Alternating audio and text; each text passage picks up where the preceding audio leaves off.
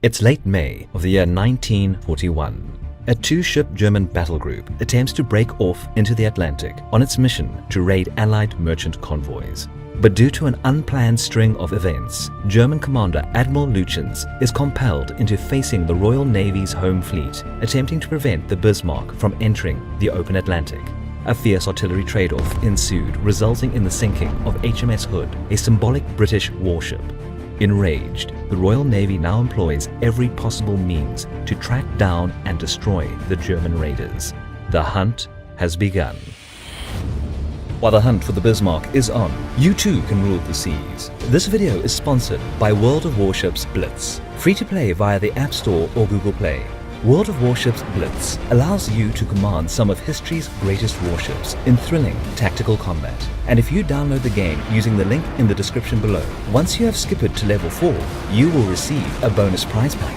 With thousands of players and hundreds of ships and customizations to choose from, it falls on you, Captain, as to how you will conquer the waves.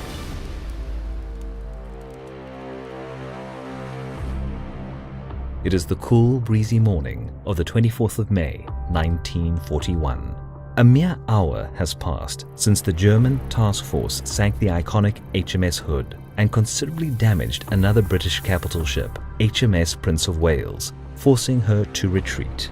Both German vessels saw great elation among their crews following the spectacular victory. But the commander of the battle group, Admiral Lütjens, was already preoccupied sketching plans for the immediate future, as he had no doubt that the threat posed by the Royal Navy was only temporarily deterred. The most impending problem for the Germans was the damage that the Bismarck sustained in the course of the recent battle. 2 hits dealt by the Prince of Wales caused the pride of the German Navy to both leak precious fuel and at the same time allowed a couple thousand tons of salt water into another compartment, which made her slightly list to port and down by the bow. Technically, it wasn't a huge issue though, as the ship's artillery, propulsion, and even the crew remained intact. But with less than 3,000 tons of fuel available, Lütjens had a narrow set of options to choose from. The Operation Rheinübung was no longer feasible due to the Bismarck's damage affecting her range, and the plan was no longer a secret to the Royal Navy, which, as Lütjens expected, was about to use all available means to neutralize his task force. The German admiral had to either turn and use one of the available passages to get back to the nearest friendly ports in Norway, or carry on into the North Atlantic and eventually reach the safe haven of German-occupied France. The Norwegian option seemed more reasonable, but Lütjens expected the possible presence of British heavy units in the area between them and Scapa Flow, and considered this route as too risky. Instead, he decided to steam towards Saint-Nazaire. The French coast was further away, but the route through the open Atlantic offered a better opportunity to shake off the British pursuers and a much better position to attack Allied convoys once the Bismarck was fully operational again.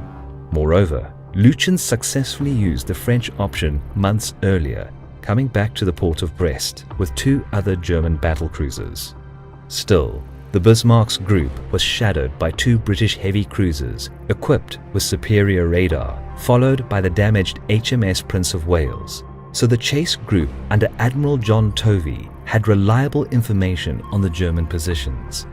The problem was that Tovey's force was more than 350 miles away, and the damaged Bismarck was still able to cruise at 28 knots, about the same speed as that of the British heavy warships were capable of. Thus, unless she was slowed down, there was little chance of her being intercepted. In the late afternoon of the 24th of May, Lütjens took advantage of a rain squall, made a sharp turn to starboard, and briefly engaged with the trailing British group, granting cover for the undamaged Prinz Eugen to detach unseen and steam away to harass Atlantic convoys. The Bismarck resumed her original course, with all 3 British ships now trailing to her port side. But several hours later, a new threat emerged. One of Tovey's ships, aircraft carrier HMS Victorious, adjusted her course, which eventually enabled her to launch a squadron of torpedo bombers in an attempt to damage and slow down the Bismarck. yet inexperienced pilots mistakenly prepared to attack HMS Norfolk, which alerted German anti-aircraft gunners who immediately opened fire at the enemy. But none of the attacking planes were shot down, and the British were able to launch 9 torpedoes at the Bismarck, though only one reached its target, hitting the battleship's main armor belt with no significant damage. Soon, the chase entered open waters, and the pursuers were forced to adopt zigzag maneuverings in order to avoid German U-boats that might have been patrolling the area, according to British intelligence reports. As a result, the Bismarck was repeatedly out of range of Suffolk's radar. Coincidentally, Lütjens ordered a 270 turn to starboard, hoping to break off radar contact, circling behind her pursuers. Luckily, this move worked, and the German admiral adjusted his course to France, fooling the British at the same time, who upon losing radar contact, steamed west at first, and then, early in the morning, dispersed to seek the Bismarck visually. It came as a shock for the British Admiralty, as many of the Royal Navy ships were already low on fuel, and the actual position of the enemy battleship was now a mystery. From then on, the plan to neutralize the warship which sank HMS Hood, the pride of the Royal Navy, hung in the balance. But just like the British, the Germans were also making mistakes. Admiral Lütjens remained unaware of the fact that he actually got rid of his pursuit and didn't maintain radio silence, allowing code breakers at Bletchley Park to determine the Bismarck's approximate position and that she was steaming towards the French coast. Hope sparked again as the narrow search area gave a small chance to locate the Bismarck's position before she could make it safely into the range of the Luftwaffe operating from French air bases. The odds were still against the British though, as HMS Prince of Wales, Suffolk, Victorious and Repulse were forced to break off the search due to fuel shortages. This meant that Admiral Tovey's only capital ships still in action were the HMS King George V and the old battleship HMS Rodney, both far away from the Bismarck's approximate position. In the morning of the 26th of May, the British Navy had a much-needed stroke of luck, as one of the Catalina flying boats, which had flown from its base on Loch Earn in Northern Ireland, accidentally spotted the trail of the oil slick on the sea. Shortly, the Bismarck was located just short of 700 miles northwest of Brest.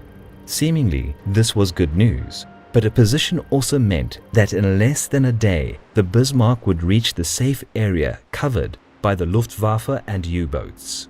Time was running out, and the only chance the British had to intercept the German battleship was the Force H, a naval formation based in Gibraltar, under the command of Vice Admiral James Somerville. As soon as Somerville was informed of the Bismarck's position, he detached a light cruiser HMS Sheffield to shadow the enemy and commanded the carrier HMS Ark Royal to immediately launch torpedo bombers. But the first squadron was not informed of Sheffield's orders and mistook it for the Bismarck. Luckily, the drop torpedoes were equipped with new yet unreliable magnetic detonators, and HMS Sheffield remained unscathed. Subsequently, the second squadron of Swordfish was launched, but this time equipped with older contact detonators. On this occasion, the aviators picked the target correctly, and despite heavy anti-aircraft fire, the torpedo attack finally yielded some results. The Bismarck was hit twice, as one torpedo hit mid-ship with minor damage, and another exploded at the stern, jamming both battleships' rudders. Damage control teams managed to repair the starboard one, but the port rudder remained blocked at a turning position. This meant that the Bismarck lost her maneuverability and was unable to escape, being just a few hundred miles away from the safe zone. But even with crippled mobility, her powerful armaments and fire control systems were intact, a sufficient reason for bigger British vessels to keep their distance. 6 destroyers kept the Bismarck busy with torpedo attacks during the night, but it was not until the next morning when the final battle occurred. Eventually, the 3 remaining ships of Admiral Tovey's home fleet loomed on the grey horizon, preparing for a final battle. HMS Rodney and HMS King George V drew and fired first salvos at the slow-moving Bismarck. The German battleship returned fire with her forward turrets, yet managed to only fire short of HMS Rodney, as her ability to aim accurately was somewhat decreased due to erratic movement caused by the jammed rudder. But the British shells soon reached their target, causing initial damage and fires to break out on board. The two heavy cruisers joined the battle and aimed their turrets at the strafed German battleship. For the next 90 minutes, the Bismarck suffered relentless British fire as hundreds of shells struck the venerable German battle vessel, causing massive damage to the ship and huge casualties to the crew. Yet despite this persisting cannonade and detonating the scuttling charges by her crew, the Bismarck refused to sink. As Tovey's warships were dangerously low on fuel and shells, he sent them back to port, leaving HMS Dorsetshire to finish the job. Eventually, at 10:39 on the 27th of May, the Bismarck went under the waves. A little more than 100 of her sailors were rescued, while the majority that managed to abandon the sinking Bismarck were left to the mercy of the water, as British ships left the scene after the U-boat alarm. More than 2,000 German sailors shared the fate of the iconic battleship. The loss of the Bismarck was a heavy blow for the Kriegsmarine and also became a turning point in the war on Allied commerce convoys, as from that point on, German Naval Command abandoned the idea of using capital ships for raiding in favor of U-boats, which wreaked havoc on the northern Atlantic for the next 2 years. Still, the famous 8-day-long voyage of the Bismarck became a highlight of the Battle of the Atlantic and one of the most popular events of the Second World War in Europe.